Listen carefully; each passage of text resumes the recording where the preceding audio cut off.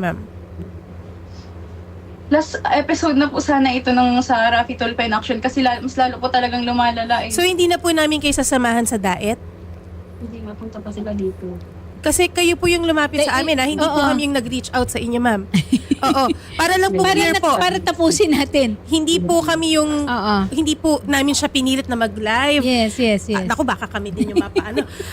Kasi, sorry po ma'am, kasi po, nagkaroon po talaga siya ng, Trauma. pasensya na di po kayo, kasi nagkaroon po siya ng yung parang nahiya na po siya sa Okay.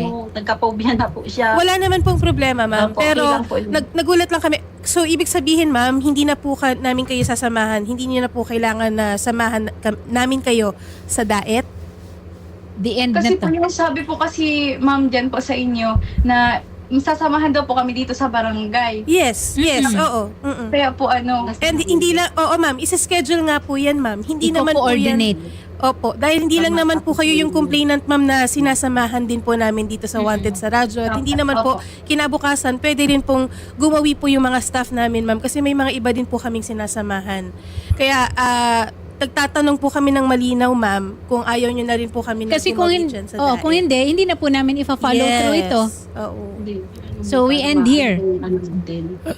sige po, basta yung yung gusto ko pong mangyari ay i-take down po Yun na nga, Biancy, hindi kasi hindi ang Wanted sa radyo ang magpapa-take down yan, ha? May proseso yan. That's why dadaan tayo sa barangay, there will be a complaint. Thank you po ma'am. There will Sige po, be- thank you po. Okay.